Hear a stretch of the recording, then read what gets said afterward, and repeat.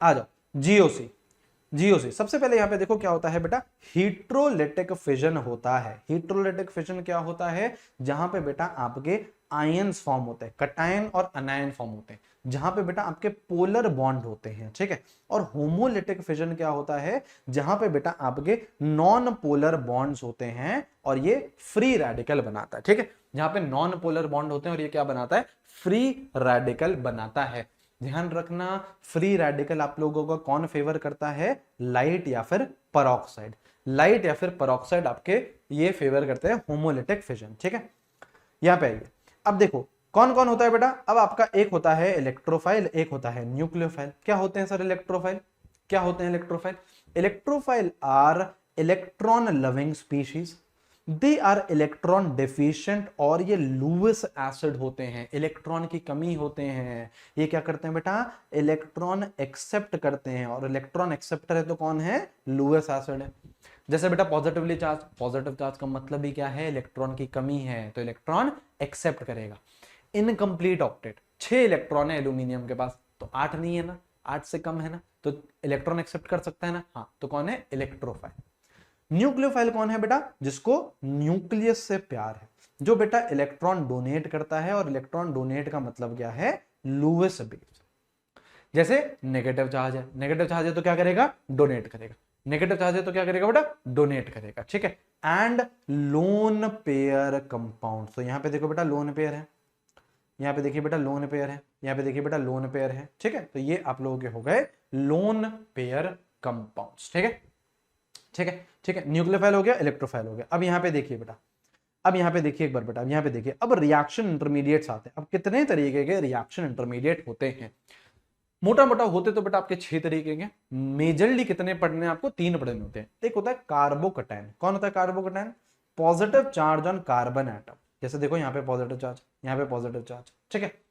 3 तरीके के special carbocation होते हैं। कौन कौन से होते हैं, एक होता है बेटा आपका अलाइलिक कार्बोकटायन, ठीक है। जैसे क्या होता है, यहाँ पे देखो ये डबल बॉन्डेड कार्बन है, ये बेटा डबल बॉन्डेड कार्बन है, हाँ, इसके बाजू वाले कार्बन पे पॉजिटिव चार्ज, तो क्या रहेगा, अलाइलिक रहेगा। और अगर डबल बॉन्डेड वाले कार्बन पे ही पॉजिटिव चार्ज आ गया, डबल बॉन्डेड वाले कार्बन पे ही पॉजिटिव चार्ज आ गया, तो क्या बनेगा, विनाइलिक। और अगर बेंजीन के बाजू वाले कार्बन पे, बेंजीन के बाजू वाले कार्बन पे पॉजिटिव चार्ज आ गया, तो उसे हम लोग क्या बोलेंगे बेटा, बेंजाइलिक कार्बोकटायन बोलेंगे, ठीक है।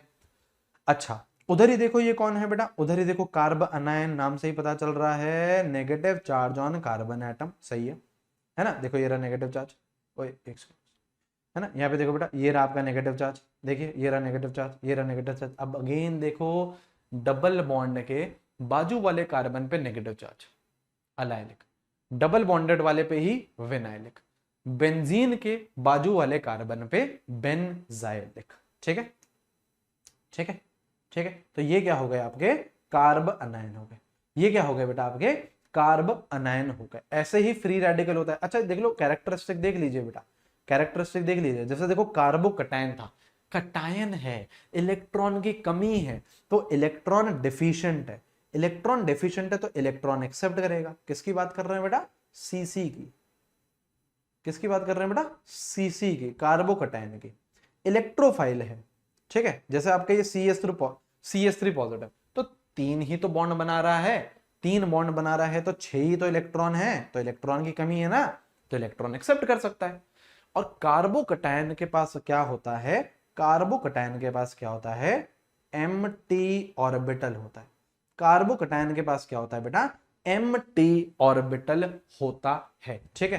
And it is diamagnetic, and it is diamagnetic, ठीक है, इट इज डायामैग्नेटिक, ठीक है जी।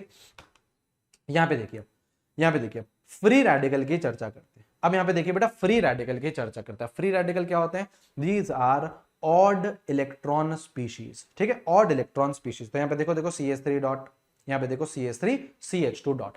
अब अगेन ये भी स्पेशल 3 तरीके के, डबल बॉन्ड के बाजू वाला कार्बन पे फ्री रेडिकल, तो यहां पे अलाइलिक, डबल बॉन्ड वाले पे ही रहेगा तो विनाइलिक, और बेंजीन के बाजू वाले पे डॉट, तो ये बेंजाइल, ठीक है। ऑड इलेक्ट्रॉन स्पीशीज होते हैं and they are neutral, they are not positively charge, they are not negatively charge, they are what, neutral.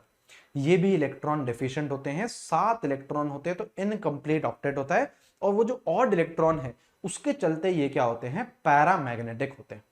उसके चलते क्या होते हैं, पैरामैग्नेटिक है। They are neither Lewis acid nor Lewis base, किसी की तरह भी बिहेव नहीं करते, ना ही लुईस एसिड ना ही लुईस बेस, ना ही लुईस एसिड ना ही लुईस बेस, ठीक है। ठीक है सर, ये चीज समझ में आई। अब यहां पे देखो, अब यहां पे आइए इलेक्ट्रॉनिक इफेक्ट। मोटा मोटा कितने इलेक्ट्रॉनिक इफेक्ट है, 4।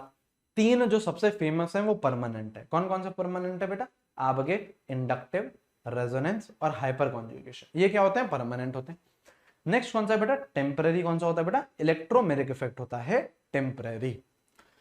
इंडक्टिव की बात करते हैं। सबसे पहली बात, इंडक्टिव कौन से बॉन्ड पे लगता है, इंडक्टिव लगता है बेटा आप लोगों के सिग्मा बॉन्ड पे। यहां पे देखो ये रहा सिग्मा बॉन्ड, है ना, it operates through sigma bond and it depends on distance और डिक्रीजेस विद डिस्टेंस। डिस्टेंस के साथ ये क्या होता है बेटा, कम होता है। And it is partial displacement of electron, complete displacement नहीं है, पार्शियल डिस्प्लेसमेंट है।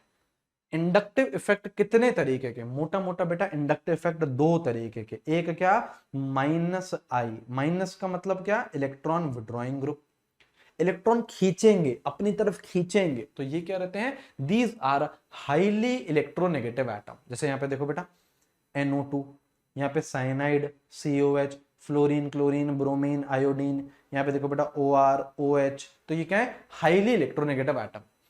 दूसरे कौन से होते हैं बेटा, electron donating group, electron donating group, तो इलेक्ट्रॉन डोनेट करते हैं, दानवीर होते हैं।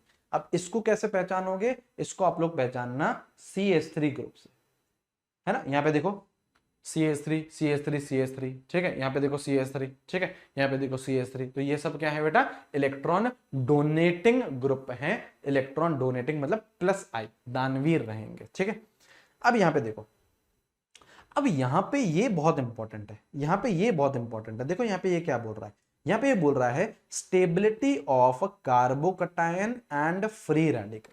Stability of carbocation and free radical, सुनना ध्यान से, दोनों ही क्या होते हैं, इलेक्ट्रॉन डेफिशिएंट, दोनों भाई भाई हैं, दोनों ही क्या होते हैं, इलेक्ट्रॉन डेफिशिएंट। और अगर ये दोनों इलेक्ट्रॉन डेफिशिएंट हैं तो इनकी stability directly proportional two electron donating group, inversely proportional two electron withdrawing group.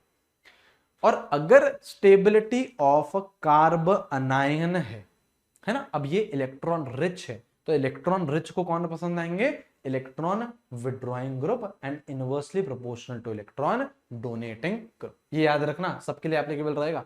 Inductive हो गया, हाइपर कॉन्जुगेशन हो गया, रेजोनेंस हो गया, सबके लिए, ठीक है। एप्लीकेशन बेटा अपन को पता ही है, एप्लीकेशन यहाँ पे देखिए बेटा, जैसे stability of carbocation, stability of carbocation, यहाँ पे देखो बेटा आपका CH3 ग्रुप है, देखिए CH3 ग्रुप है, CH3 ग्रुप क्या दिखाते हैं, प्लस आई। मैंने बताया ना आपको अभी भी, CH3 क्या दिखाता है, प्लस आई। अब प्लस आई कार्बोकटायन के लिए अच्छा है या बुरा है, अच्छा है। क्या करेगा, डोनेट करेगा, इलेक्ट्रॉन डोनेट करेगा, तो इसको खुश करेगा, इसको खुश करेगा। तो ये कौन सा है बेटा, this is your 3 degree, this is 2 degree, this is 1 degree, तो सबसे बढ़िया कौन सा हो गया, 3 डिग्री। तो स्टेबिलिटी ऑफ कार्बोकटायन का ऑर्डर क्या आ गया, ये आ गया। स्टेबिलिटी ऑफ कार्बोकटायन का ऑर्डर क्या आ गया, ये आ गया, बिल्कुल सही। वहीं पर ही अगर हम लोग फ्री रेडिकल की बात करें तो यहां पे देखो बेटा, ये आप लोगों का फ्री रेडिकल है। अब ये कौन सा फ्री रेडिकल है, this is your 3 degree free radical. अब अगेन यहां पे क्या है, CH3, क्या दिखाएंगे, प्लस आई, क्या दिखाएंगे, प्लस आई, क्या दिखाएंगे, प्लस आई। अब प्लस आई अच्छा है या बुरा है, देखो कार्बोकटायन और फ्री रेडिकल दोनों भाई भाई हैं, दोनों के लिए प्लस आई क्या है, अच्छे हैं, तो ये सबसे अच्छा होगा। फिर ये, फिर ये, फिर ये, तो ऑर्डर क्या हुआ, सेम ऑर्डर आया एज कार्बोकटायन। और वहीं पर ही कार्ब अनायन बेटा उल्टा हो जाएगा, वहीं पर ही कार्ब अनायन उल्टा हो जाएगा। अब देखो यहां पे, देखो यहां पे, this is your 3 degree, this is your 2 degree, this is your 1 degree, ठीक है। अब यहां पे देखिए बेटा, यहां पे CH3 है, यहां पे CH3 है, यहां पे CH3 है। CH3 क्या दिखाता है बेटा, CH3 प्लस आई दिखाएगा, प्लस आई दिखाएगा, प्लस आई दिखाएगा। प्लस आई अच्छा है, बुरा है, बुरा है भाई, इसके पास वैसे ही नेगेटिव चार्ज है, ये इलेक्ट्रॉन और दे रहा है, तो मजा थोड़ी ना आया, मजा थोड़ी ना आया। ये बोल रहा है हमको इलेक्ट्रॉन चाहिए ही नहीं, तुम इलेक्ट्रॉन दिए जा रहे हो, तुम इलेक्ट्रॉन दिए जा रहे हो, तो इसकी स्टेबिलिटी बेहद कम हो जाएगी, है ना, इसकी स्टेबिलिटी बेहद कम हो जाएगी। तो ऑर्डर आपका ये आ जाएगा 3 डिग्री सबसे कम, then 2 degree, then 1 degree, then CH3 negative, CH3 negative. ठीक है जी, ठीक है। चलो अब यहां देखिए, अब यहां देखिए, अब यहां पे देखो बेटा, रेजोनेंस के बारे में बात करते हैं। ठीक है, अब रेजोनेंस, सबसे पहले रेजोनेंस होता क्या है? Resonance is delocalization of pi electrons. बिल्कुल ठीक है। रेजोनेंस दिखा कहां? आपको बेंजीन में दिखा। ठीक है, बेंजीन में दिखा। ये बेंजीन के 2 स्ट्रक्चर होते हैं। क्या? इन 2 स्ट्रक्चर को हम लोग क्या बोलते हैं? रेजोनेटिंग स्ट्रक्चर्स बोलते हैं। याद रखना, रेजोनेटिंग स्ट्रक्चर्स रियल नहीं होते हैं, इमेजिनरी होते हैं। रेजोनेटिंग स्ट्रक्चर्स रियल नहीं होते हैं, इमेजिनरी होते हैं। रियल कौन होता है? रियल होता है बेटा रेजोनेंस का हाइब्रिड। रियल कौन होता है? रेजोनेंस का हाइब्रिड रियल होता है। ठीक है, ठीक है सर, ठीक है सर। अब यहां देखो बेटा, जैसे यहां पे बोल रहा है resonating structures are called canonical structures भी बोलते हैं। रेजोनेटिंग स्ट्रक्चर्स क्या रहते हैं बेटा?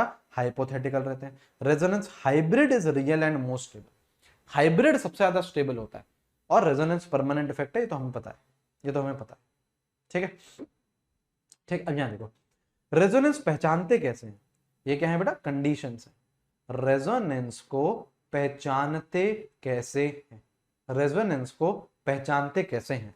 तो मोटा मोटा ये कंडीशंस होती हैं रेजोनेंस पहचानने की। क्या है कंडीशन? यहां पे देखो, सबसे पहले कंडीशन है double single empty orbital. Next, double single lone pair, double single odd electron, double single double. इसको हम लोग क्या बोलेंगे बेटा? कॉन्जुगेशन। इसको हम लोग क्या बोलेंगे बेटा? कॉन्जुगेशन। और क्या रहता है बेटा? और आपका बैक बॉन्डिंग रहता है। ठीक है,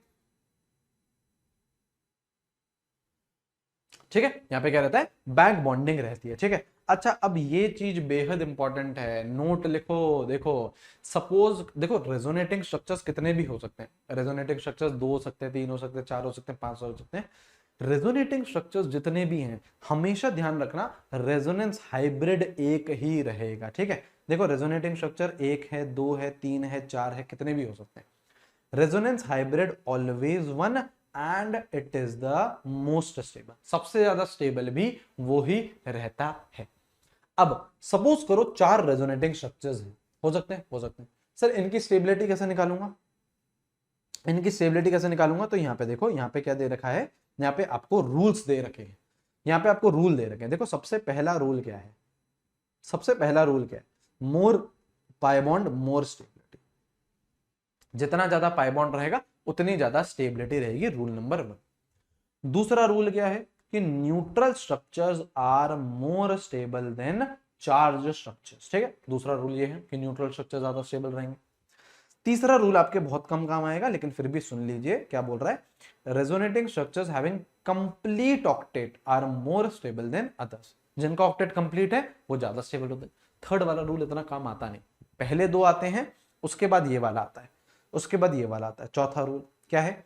opposite charges close are most stable. सही बात है, पॉजिटिव और नेगेटिव चार्ज क्या होने चाहिए? नजदीक होने चाहिए, नजदीकियां बढ़नी चाहिए बेटा अपोजिट चार्जेस में, तब मजा आएगा बेटा, स्टेबिलिटी होगी। और अगर लाइक चार्जेस हैं, क्लोज आर मोस्ट अनस्टेबल। सही बात है। और ये 5th पॉइंट भी बड़ा अच्छा है। 5th पॉइंट क्या बोल रहा है? 5th पॉइंट बोल रहा है कि negative charge on more electronegative atom is more stable. सही बात है, नेगेटिव चार्ज कहां होना चाहिए? ज्यादा इलेक्ट्रोनेगेटिव एटम पे, वो ज्यादा स्टेबल होता है। ठीक है, और पॉजिटिव चार्ज कहां होना चाहिए? लेस इलेक्ट्रोनेगेटिव एटम पे, वो ज्यादा स्टेबल होता है। ठीक है, इन 5 रूल्स के बेसिस पे आप लोग क्या निकालते हो? आप लोग बेटा रेजोनेटिंग स्ट्रक्चर्स की स्टेबिलिटी निकालते हो। अब 2 तरीके का और रेजोनेंस होता है। क्या होता है? एक होता है एक्सटेंडेड कॉन्जुगेशन, एक होता है क्रॉस कॉन्जुगेशन। एक्सटेंडेड कॉन्जुगेशन क्या होता है? इन वन डायरेक्शन, एक डायरेक्शन में होता हुआ, एक डायरेक्शन में होता हुआ। जैसे यहां पे कैसे? जैसे यहां पे कैसे? देखो, यहां पे पाई बॉन्ड है, सॉरी यहां पे लोन पेयर है, ये लोन पेयर यहां जाएंगे, ये पाई बॉन्ड यहां जाएगा, और ये यहां जाएगा। तो देखो, क्या एक डायरेक्शन में चल रहा है? क्या एक डायरेक्शन में चल रहा है? क्या एक डायरेक्शन में चल रहा है? हाँ। तो इसको हम लोग क्या बोलते हैं? एक्सटेंडेड कॉन्जुगेशन, जो सिंगल डायरेक्शन में चलता है।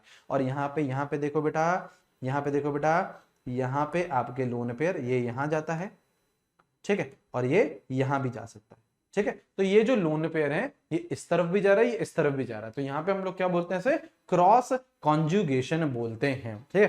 क्रॉस कॉन्जुगेशन क्या होता है बेटा? टू डायरेक्शन में होता है। क्रॉस कॉन्जुगेशन क्या होता है बेटा? टू डायरेक्शन में होता है। तो हमेशा ध्यान रखना, extended conjugation is more stable. Extended conjugation क्या रहता है? ज्यादा स्टेबल रहता है as compare to cross conjugation, ठीक है जी, ठीक है जी, ठीक है सर, ये चीज ध्यान रखें। अब कितने तरीके के रेजोनेंस होंगे? अगेन दो तरीके के टाइप्स ऑफ रेजोनेंस। क्या? एक इलेक्ट्रॉन डोनेटिंग ग्रुप प्लस वाले, प्लस आर हो गया या प्लस एम बोल दो उसे, ठीक है, और एक माइनस आर हो गया या फिर माइनस एम बोल दो, ठीक है। अब सुनना ध्यान से, पहले प्लस आर या फिर प्लस एम देखो। अब प्लस आर प्लस एम, याद रखना ऐसे, याद रखना ऐसे, रेजोनेंस सिर्फ और सिर्फ ऑर्थो और पैरा पे काम करता है, नो इफेक्ट ऑन मेटा। देखो क्या बोल रहा है, प्लस आर है, इलेक्ट्रॉन डोनेट करेगा, इलेक्ट्रॉन डोनेट करेगा, तो यहां पे देखो क्या बोल रहा है, they increase electron density on benzene. कहां कहां इंक्रीज करेगा? ऑर्थो और पैरा पे, नो इफेक्ट ऑन मेटा, और डिस्टेंस का भी कोई इफेक्ट नहीं।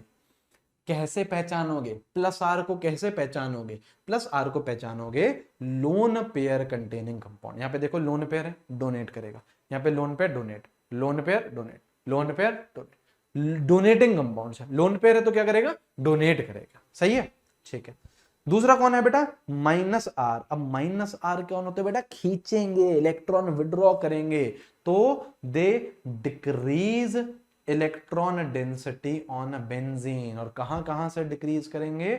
ऑर्थो एंड पैरा से। देखो क्या बोल रहा है, नो इफेक्ट ऑन मेटा। क्या बोल रहा है? No effect on meta, no effect on distance. कैसे पहचानोगे? ऐसे पहचानोगे, देखो एक्स डबल बॉन्ड वाई और एक्स ट्रिपल बॉन्ड वाई, ठीक है। यहां पे देखो ये एक्स है, ये वाई है, एक्स डबल बॉन्ड वाई या फिर एक्स ट्रिपल बॉन्ड वाई। और जहां पे बाद वाले एटम की इलेक्ट्रोनेगेटिविटी ज्यादा है, एन की ज्यादा है, यहाँ पे बाद वाले एटम की इलेक्ट्रोनेगेटिविटी ज्यादा है, ऑक्सीजन की ज्यादा है, तो अगर बाद वाले एटम की इलेक्ट्रोनेगेटिविटी ज्यादा है तो क्या शो करेगा? माइनस आर, ठीक है। अगेन मेटा पे दोनों का ही लेना देना नहीं, मेटा से दोनों का ही लेना देना नहीं, ठीक है। सबसे पहले देखो ये चीज तो अपन ने देख लिया, ये चीज तो अपन को आती है ना, कार्बोकैटायन और फ्री रेडिकल दोनों क्या है? इलेक्ट्रॉन डेफिशिएंट, तो दोनों को पसंद है डोनेटिंग प्लस आर, दोनों को नहीं पसंद है withdrawing minus. Carbanion, carbanion, ठीक है। अब इसकी स्टेबिलिटी विड्रॉइंग से डायरेक्टली प्रोपोर्शनल, डोनेटिंग से inverse, minus R plus R, सही है, बिल्कुल सही है। अब यहां देखो बेटा, यहां देखो बेटा, यहां देखो अलाइलिक वर्सेस बेंजाइलिक, यहां देखिए अलाइलिक वर्सेस बेंजाइलिक। अब यहां पे देखो बेटा, अब देखो ये अलाइलिक, ये बेंजाइलिक, सुनिएगा ध्यान से। अगर आपका कार्बोकटायन है, अगर आपका कार्बोकटायन है तो यहां पे ज्यादा स्टेबल कौन? बेंजाइलिक। कार्ब अनायन है, ज्यादा स्टेबल कौन? बेंजाइलिक। लेकिन बेटा अगर आपका फ्री रेडिकल है तो ध्यान रखना allylic free radical is more stable, ठीक है। Reason bond energies, reason bond energies, ध्यान रखिएगा इस चीज को। फ्री रेडिकल में केवल फ्री रेडिकल, ठीक है, ठीक है। अच्छा अब ये चीज देख लो बेटा, एरोमेटिसिटी देख लो, एरोमेटिसिटी देख लो। अब एरोमेटिक होता है, नॉन एरोमेटिक होता है और एंटी एरोमेटिक होता है। सबसे ज्यादा स्टेबल कौन से रहते हैं? एरोमेटिक, फिर नॉन एरोमेटिक, और सबसे कम स्टेबिलिटी किसकी रहती है बेटा? एंटी एरोमेटिक की होती है। तो यहाँ पे देखो बेटा, यहाँ पे देखो बेटा, जो भी आपके एरोमेटिक होते हैं तो एरोमेटिक बेटा साइक्लिक होते हैं, प्लेनर होते हैं, प्लेनर होते हैं तो इसकी हाइब्रिडाइजेशन क्या रहती है बेटा? sp2। रेजोनेंस होता है in entire ring, resonance in entire ring, ये कंडीशन है बेटा, कंडीशन है। और कौन सा रूल फॉलो करते हैं? कौन सा रूल फॉलो करते हैं? हक्कल्स रूल फॉलो करते हैं। हक्कल्स रूल में क्या होता है? 4n+2 पाई इलेक्ट्रॉन, मतलब 2 पाई तो एरोमेटिक, 6 पाई तो एरोमेटिक, 10 पाई तो एरोमेटिक, ठीक है। वहीं पर ही अगर एंटी एरोमेटिक है तो ये साइक्लिक होगा, ठीक है। अगर एंटी एरोमेटिक है, एंटी एरोमेटिक है तो ये साइक्लिक होगा। प्लेनर अगेन हाइब्रिडाइजेशन sp2 तक ही चलेगी। रेजोनेंस इन एंटायर रिंग, पूरी रिंग में रेजोनेंस होना चाहिए और यहाँ पे 4n पाई इलेक्ट्रॉन होने चाहिए, 4n पाई इलेक्ट्रॉन होने चाहिए। n की वैल्यू 1, n की वैल्यू 2, n की वैल्यू 3। 1 डालोगे तो 4 पाई, 8 पाई, 12 पाई। समझे? तो ये कौन है? Anti aromatic. ठीक है, ये एंटी एरोमेटिक है।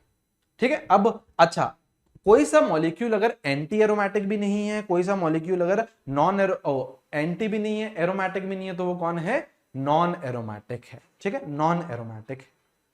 ठीक है जी, ठीक है जी, ठीक है जी।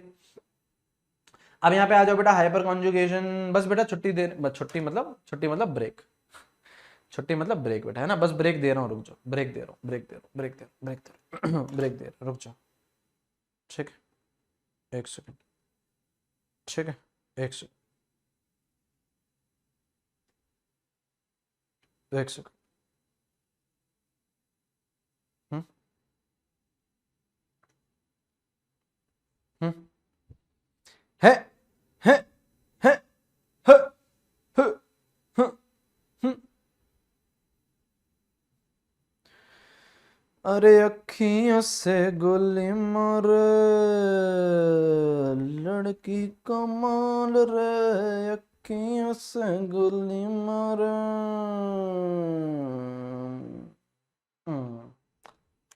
आ जाओ, याद है बेटा, हाइपर कॉन्जुगेशन।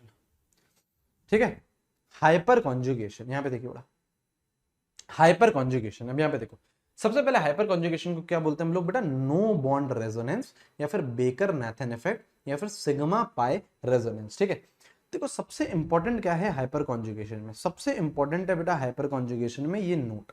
देखो हाइपर कॉन्जुगेशन लगता कहां पे? हाइपर कॉन्जुगेशन लगता कहां पे? हाइपर कॉन्जुगेशन कहां लगता है? हाइपर कॉन्जुगेशन बेटा कहां लगता है? सर घर पे लगता होगा, अपने घर पे लगे, लगे हमारे पे क्यों लग रहा है? कहां लगता है बेटा हाइपर कॉन्जुगेशन? हाइपर कॉन्जुगेशन लगता है एल्कीन में, बेंजीन में, कार्बोकटायन में और कार्बन फ्री रेडिकल में। इन 4 जगह आपका हाइपर कॉन्जुगेशन लगता है। सबसे पहली बात तो पेट में ये हजम होनी चाहिए, सबसे पहली बात तो पेट में ये हजम होनी चाहिए, 4 जगह लगता है।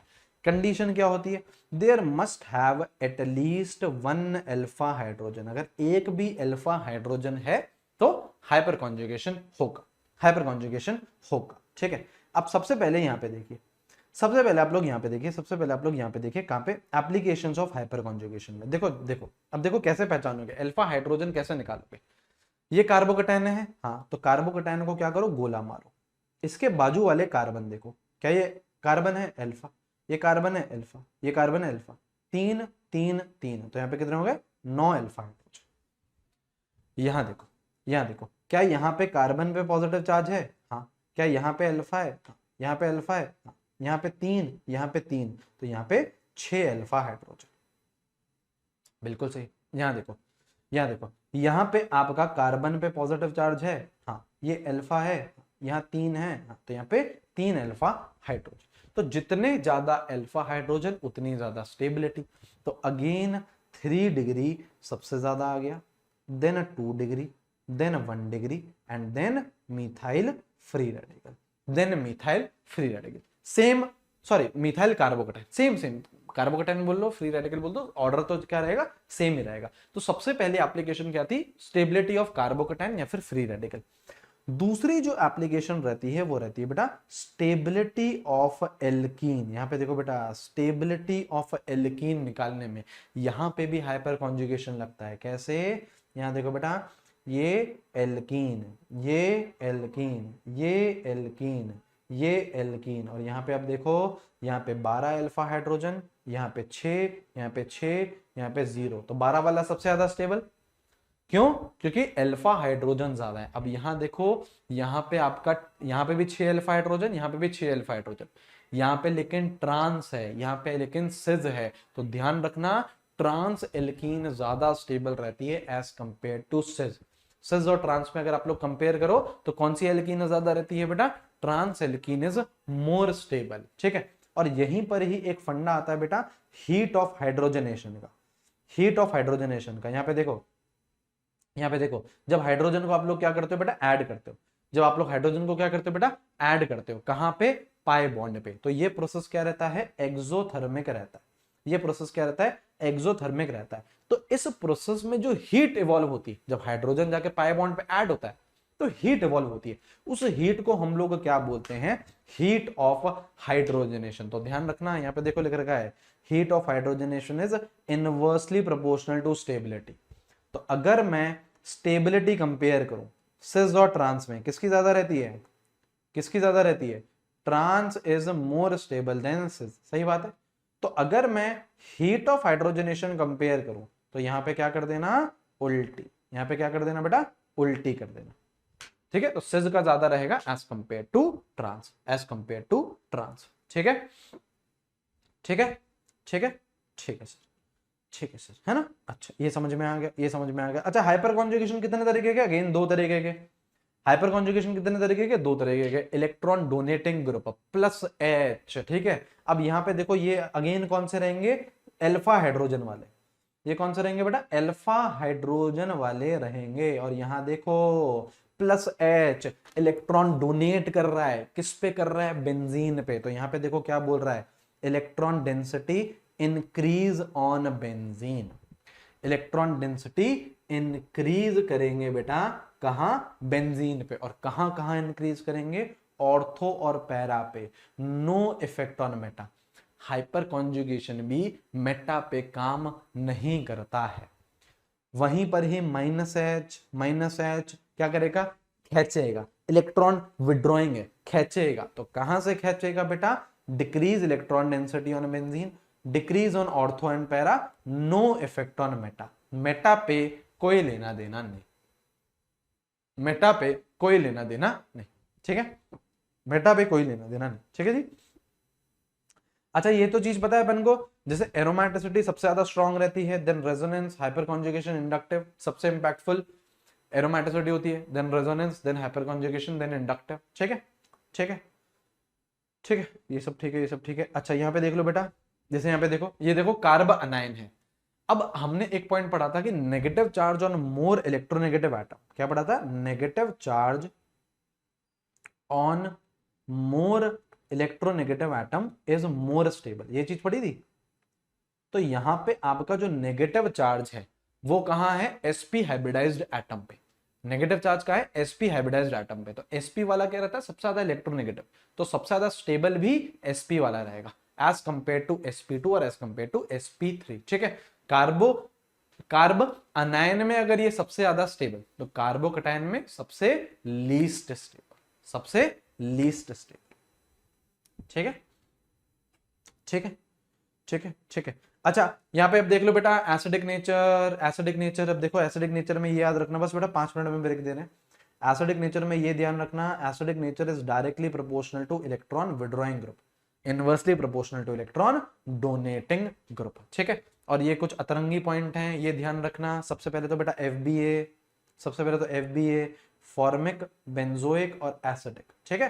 तो फॉर्मिक सबसे ज्यादा, then benzoic, then acidic, FBA।